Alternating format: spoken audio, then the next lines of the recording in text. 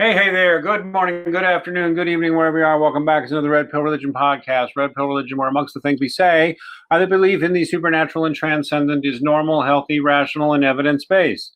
Tonight, we are joined by Dave Ross from Catholic Verses. Let me ask you, David, when did you start doing this channel? Just a few months ago, or? No, a couple of years ago, it was the summer of 2016, just to see if I could find any blind spots in my worldview and to see if there was anyone out there as fanatical and annoying as I am, and so far haven't found anyone. Fanatical and annoying would be how people usually describe me. You actually have a very even-tempered and thoughtful approach to your videos. It also turns out that you are, in fact, one of my fellow former atheists. Why did you become an atheist? Well, it's unusual. I had a dream, actually, a very pleasant dream about our Lord and Savior, Jesus Christ. I was loosely Protestant all my entire childhood up until I had this dream at the age of 14. And it was a very simple dream. I was waving to Jesus, or rather, he was waving to me from one of those cartoon desert islands, you know, the ones that just have one palm tree. And he just waved at me, and I woke up and I had lost my faith. So it was very counterintuitive. Really? That's interesting. So you're Catholic now, obviously. Were you born Catholic? No, I was raised in a very liberal Protestant denomination called the United Church of Canada. And, you know, I had a naive faith. I would pray every night. We would pray at meals, and we would go to different Protestant churches growing up. And I loved church, I loved God, I loved praying. But at the age of 14, when I had that dream, I lost my faith. And I knew that it was counterintuitive because you don't have a pleasant dream about Jesus and lose your faith normally. But that's what happened to me. It's like the dark years began. My rebellion went on for 25 years. 25 years. So you were pushing 40 or about 39. 39. You changed your mind. Well, okay, what changed your mind? Well, I think saying that I changed my mind is a little bit of an oversimplification. God revealed himself to me. It's very mysterious, but what we are aware of day to day is so impoverished. Like, we have no idea what's going on, right? But if we're to tell a little story of our conversion, we can talk about this aspect or that aspect. And what I like to focus on is my intellectual journey through studying Western philosophy. That's what I see. I see that I started out with Socrates and Plato, and I went through the overview of the history of Western philosophy. By the time I got to René Descartes, he was talking about solipsism, and by that point I had entered into hard solipsism. I thought that I was the only being, and I know there were people praying for me, so I attribute it more to prayer and grace than to the intellectual journey, but that was definitely part of it, the intellectual journey. The heart can know there's a God, but the head can't figure it out. Or the head might be able to figure it out, but the heart may not be there. What's strongest of all is if they're both in line. Because for the longest time, my faith was formless and I couldn't articulate. Now I can articulate it very well, and that's pretty neat. But to me, the intellectual journey was the more important part. Because I suspect my heart was always being pulled towards God, but intellectually I couldn't get over that hump. So actually, the journey was very intellectual for me. It really was. And I guess I could say my faith is a gift, but if so, I kept pushing it back until I could make my mind understand it. So really, it was almost more of a mystical experience for you then, both ways. Well, I don't know. I think everything that is valuable is a mystery. And what you were saying about the heart-head connection, that's always been a huge theme for me. I do have a tendency to be cerebral and to live in my head, but at the same time, I do obviously have free will. And it's just a matter of understanding how they work together and who's wearing the pants in that relationship. Well, it's interesting, too, because people like to think that they have rational reasons for whatever they believe, or that they have rational reasons for doing the things they do. But there's been, psychological studies suggesting that possibly a great majority of the time we decide what we think, and then we think of the reasons afterwards.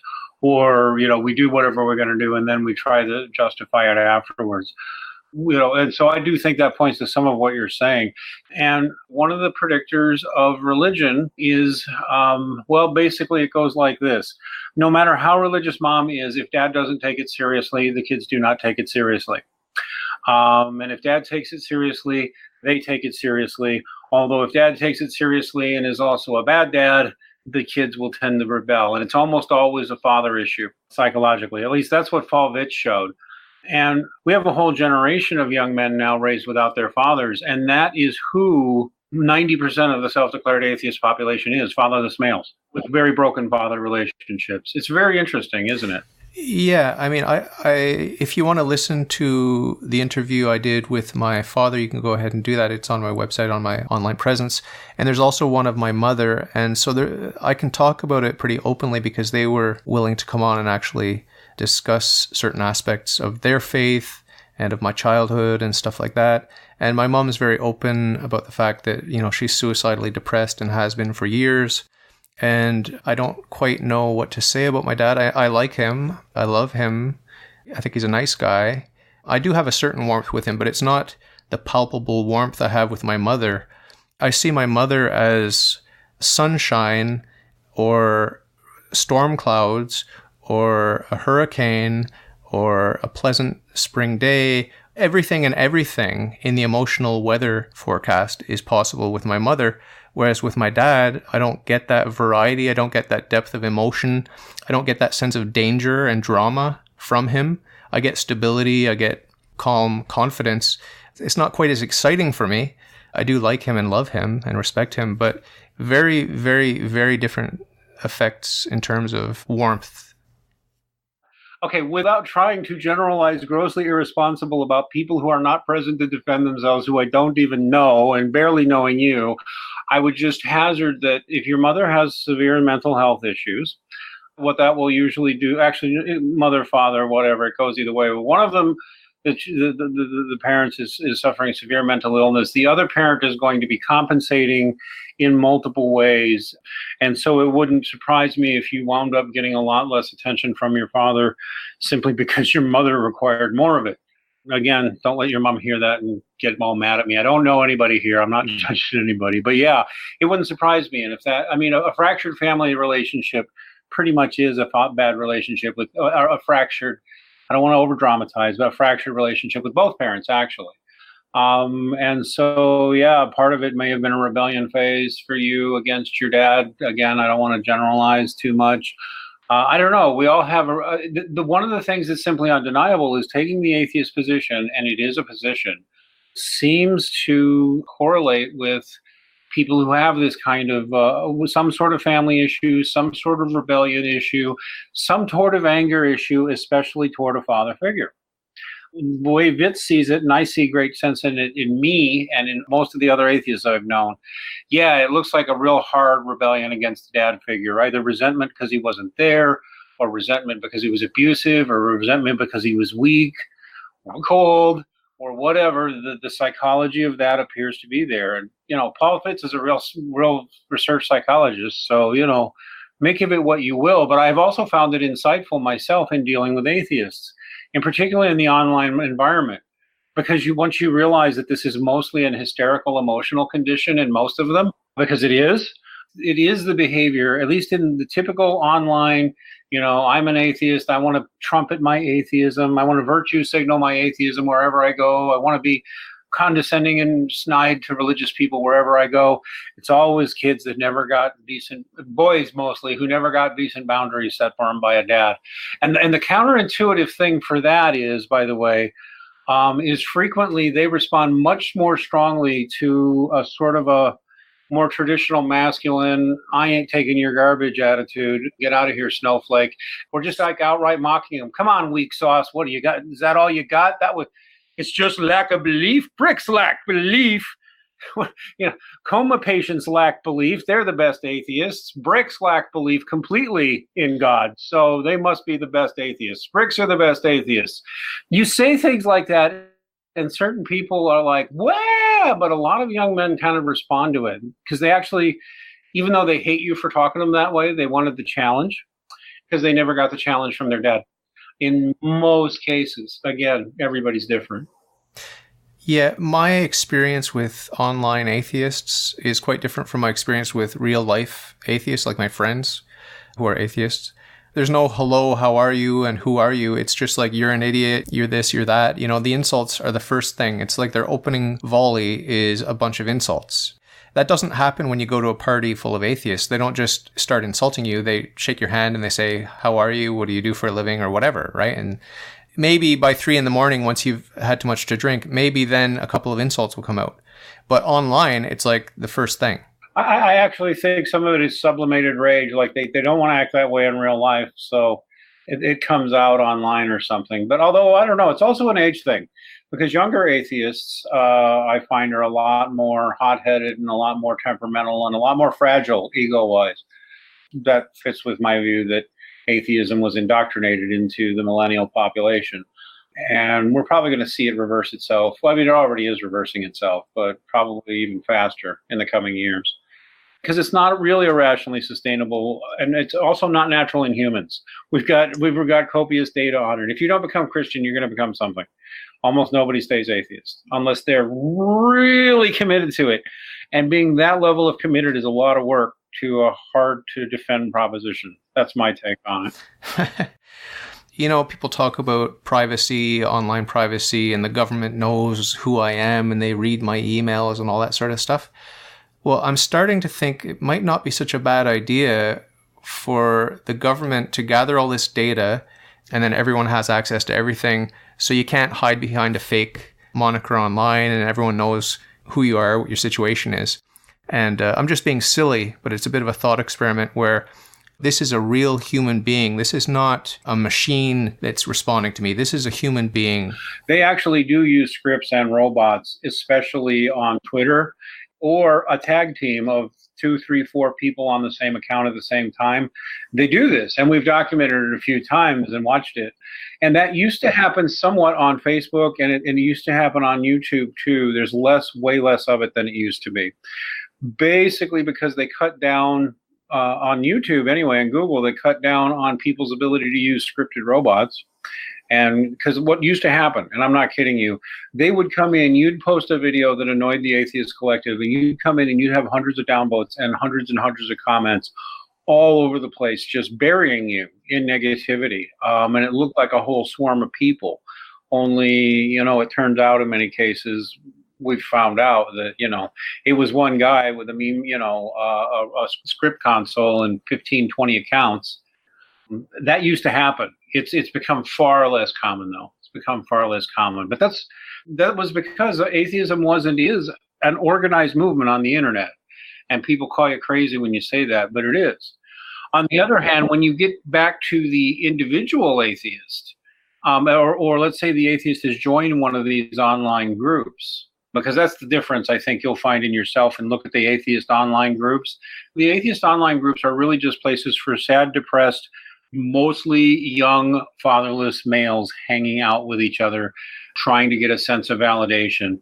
And it's actually really funny because you can even see that in action in the atheist forums online.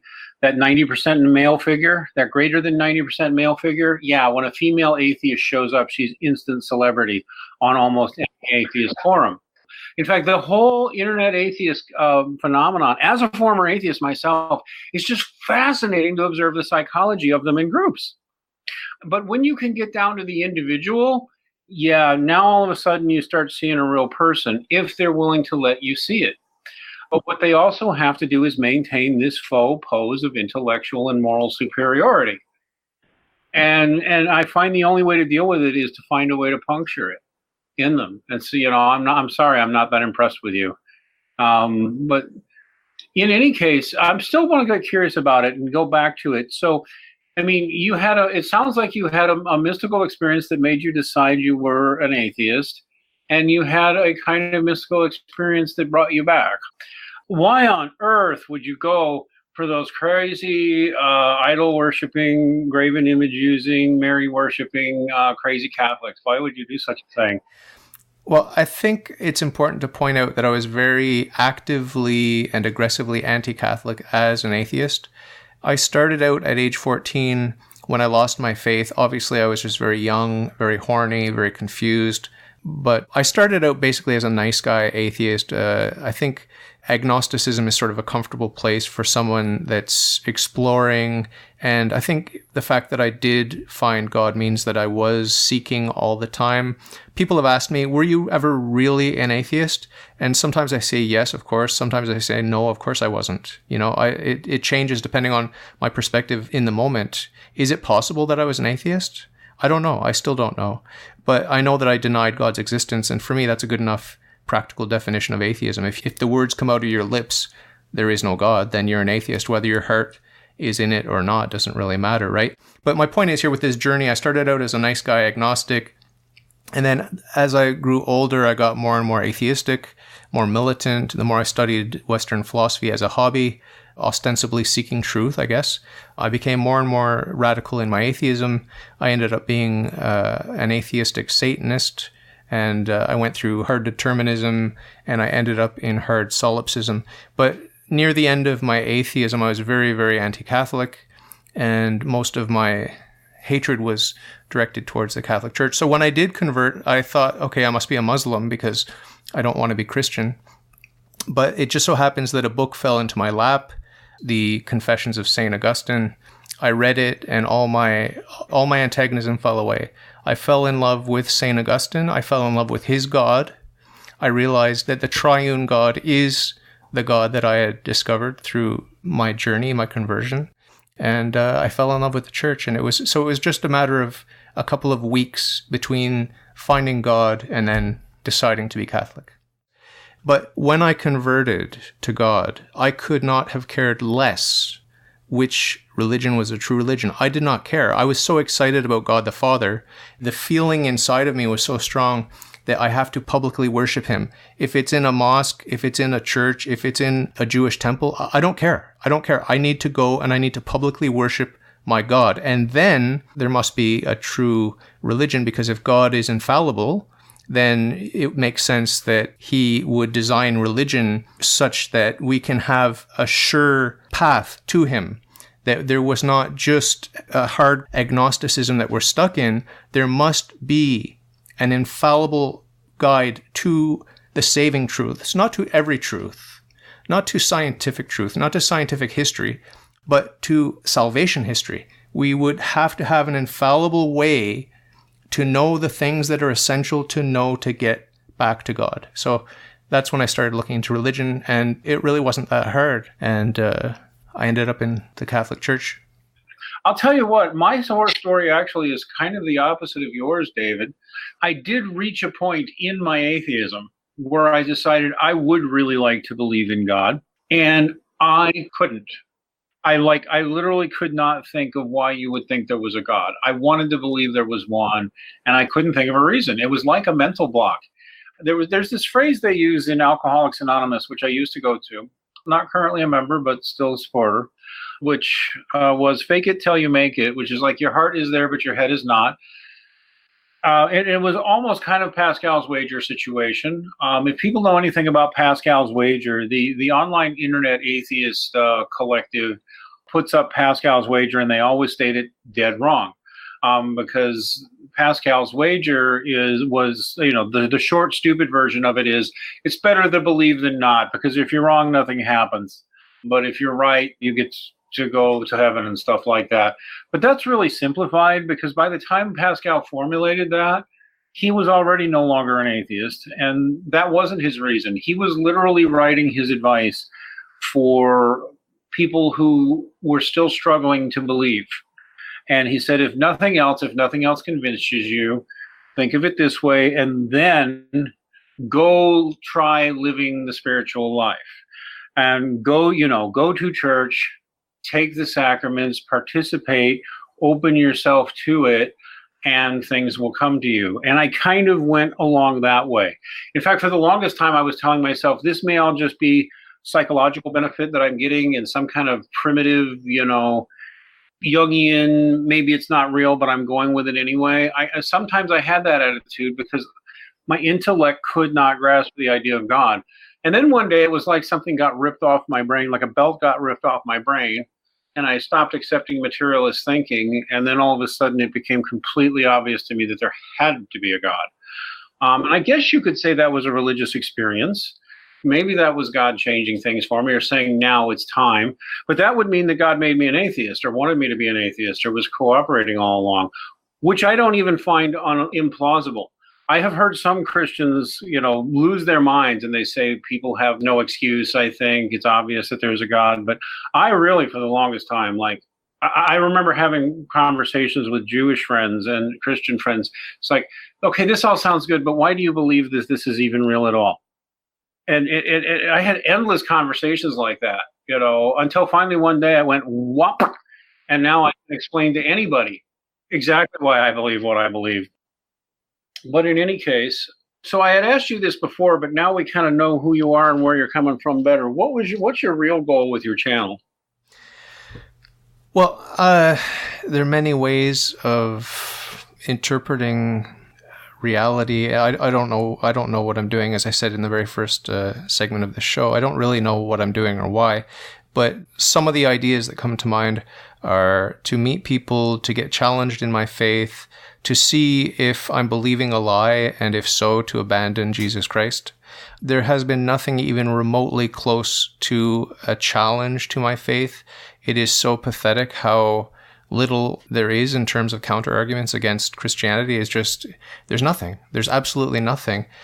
But the thing I'm most excited about with my podcast is not meeting people and learning a little bit about their faith journey or their worldview. What's most exciting is that I enroll each and every one of my guests in a perpetual mass, which means that they and their families will benefit from the infinite graces of the holy sacrifice of the mass every day until the end of time. There's a mass being said for them and for their family. So I think I'm up to 160 masses that are being said every day around the world for my guests.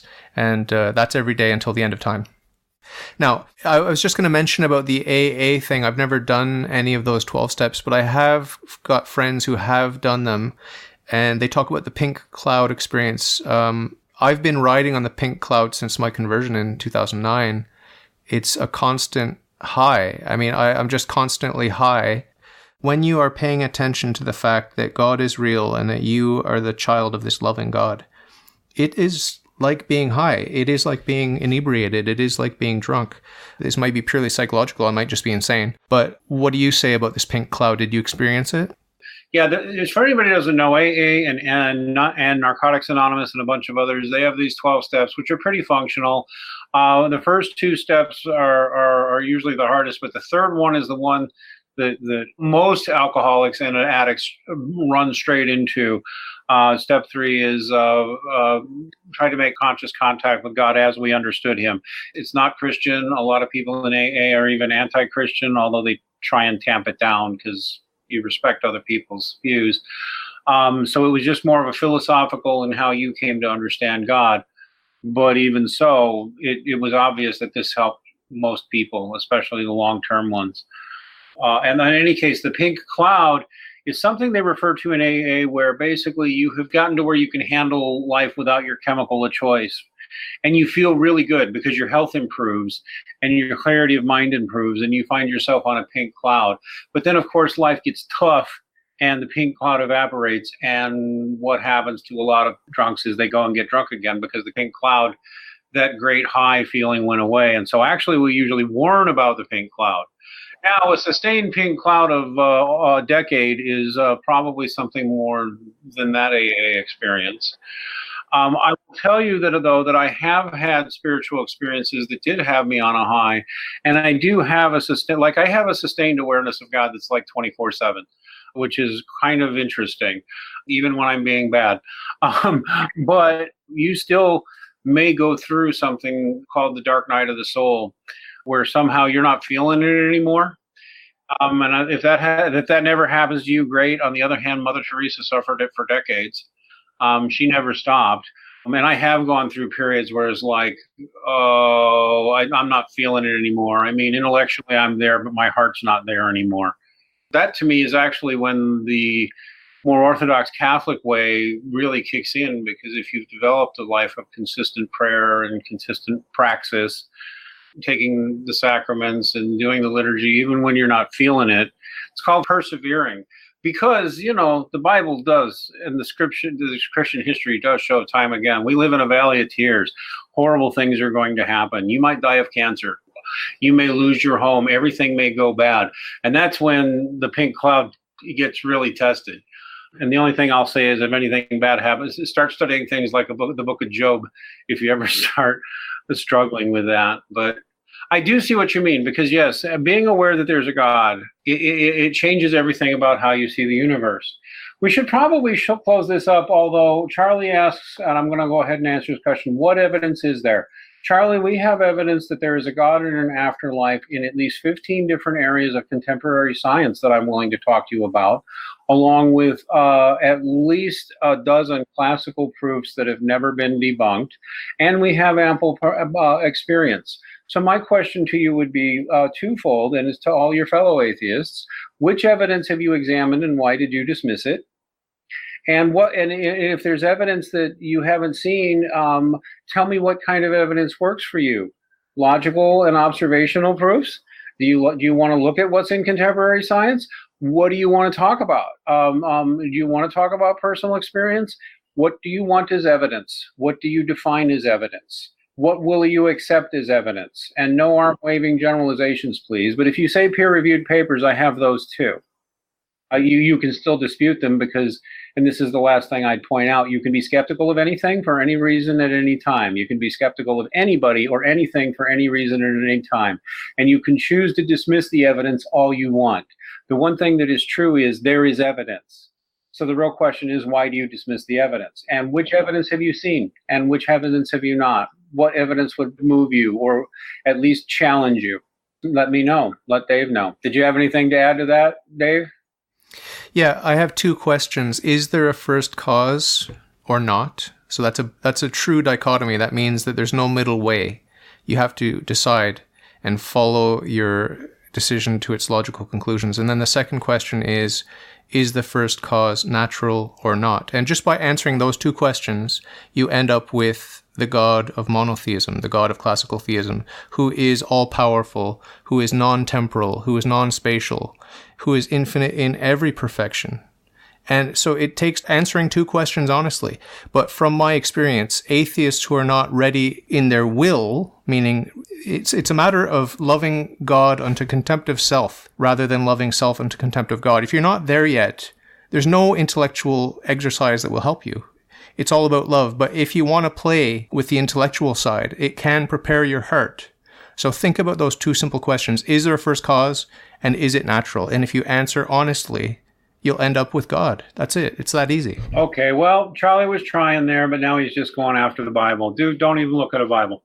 Seriously. You're not smart enough to read the Bible.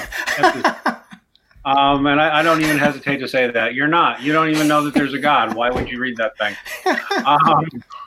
All right. Well, tell you what, this has been a great deal of fun. And I've really enjoyed talking to you, David. I hope we can do it again sometime. Thank you very much. All right. God bless, man. Bye, Ave Maria. Ave Maria.